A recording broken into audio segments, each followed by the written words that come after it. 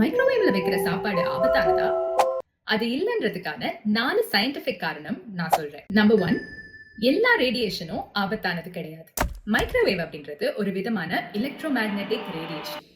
ஆனா ரேடியேஷன் என்ற வார்த்தையை கேட்டு நீங்க ஏமாந்துடாதீங்க. லைட், அதாவது வெளிச்சம் கூட ஒரு விதமான எலக்ட்ரோ மேக்னெட்டிக் ரேடியேஷன் தான். நம்மள சுத்தி லைட் இருந்துமே நமக்கு எந்த ஆபத்தும் இது வரைக்கும் வரல. நம்பர் 2, மைக்ரோவேவ்ஸ்க்கு உள்ள எனர்ஜி வெளிச்சத்துக்கு உண்டான எனர்ஜியை விட கம்மி.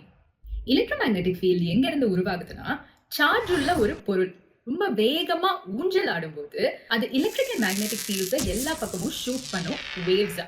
இது எவ்வளவு வேகமா ஊஞ்சல் ஆடுதோ அந்த அளவுக்கு இந்த எலக்ட்ரோ மேக்னெட்டிக் வேவோட எனர்ஜி அதிகமா இருக்கும். உலகத்துல இருக்கிற எல்லா ரேடியேஷன், அதாவது எலக்ட்ரோ மேக்னெட்டிக் ஸ்பெக்ட்ரம் பார்த்தோம்னா, மைக்ரோவேவோட எனர்ஜி ரேடியோ வேவ்ஸை விட மட்டும்தான் கூட இருக்கே தவிர மற்ற எல்லா வேவ்ஸை விட மைக்ரோவேவ்ஸோட எனர்ஜி கம்மியா தான் இருக்கு, நம்மளோட வெளிச்சத்தை விட. ஒரு ஃபன் ஃபேக்ட் என்னன்னா, மைக்ரோவேவ்ஸ் மேக்னெட்ரான் ஒரு டிவைஸால தான் உருவாகுது.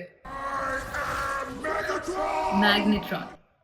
அண்ட் நம்ம வீட்டில் இருக்கக்கூடிய மைக்ரோவேவ் அவன் ஏற்படுத்தக்கூடிய அந்த மைக்ரோவேவ் 12 சென்டிமீட்டர்ஸ் அவ்வளோ பெருசா தான் இருக்கும், அதாவது கிட்டத்தட்ட இவ்வளோ பெருசா இருக்கும். நம்பர் 3, மைக்ரோவேவ்ஸ் நம்ம நினைக்கிற மாதிரி சூடா இருக்காது.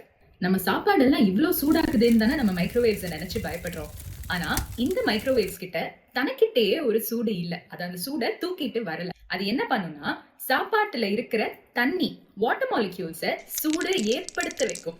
வாட்டர் அப்படின்றது ஒரு டைபோல் மாலிக்யூல், அதாவது எலக்ட்ரிக்கலி இந்த வாட்டர் மாலிக்யூலுக்கு ஒரு பாசிட்டிவ் எண்ட் இருக்கும் அண்ட் ஒரு நெகட்டிவ் எண்ட் இருக்கும்.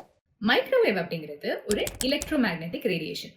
ஸோ அது வரும்போது அது கூடவே ஒரு எலக்ட்ரிக் ஃபீல்டை கொண்டு வரும். இந்த வாட்டர் மாலிக்யூல்ஸ் டைபோலா இருக்கவே என்ன பண்ணும்னா, அந்த எலக்ட்ரிக் ஃபீல்டோட அலைன் ஆக ட்ரை பண்ணும், அதாவது அது கூட சேர்ந்து பாசிட்டிவ் நெகட்டிவ் கரெக்டா நிக்க ட்ரை பண்ணும். ஆனா இன்னொன்னு ஞாபகம் இருக்கா, மைக்ரோவேவ்ஸ் ஆசிலேட்டிங், அதாவது ஊஞ்சல் ஆடிக்கிட்டே இருக்கு. இந்த எலக்ட்ரிக் ஃபீல்டு மாற மாற வாட்டர் அப்படிங்கிற இந்த டைபோல்ஸ் அதுவுமே மாற ட்ரை பண்ணும்.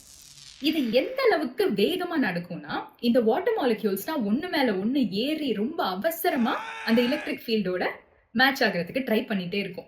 இந்த வேகத்துல அந்த வாட்டர் மாலிக்யூல்ஸ் ஒன்னோட ஒண்ணு உரசி அதுக்குள்ளேயே ஒரு சூடை ஏற்படுத்தும்.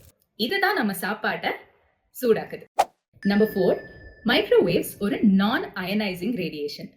எலக்ட்ரோ மேக்னெட்டிக் ஸ்பெக்ட்ரம்ல இருக்கிற நிறைய ஹையர் எனர்ஜி உள்ள வேவ்ஸ்க்கெல்லாம் அயனைசேஷன் ஒரு ப்ராப்பர்ட்டி.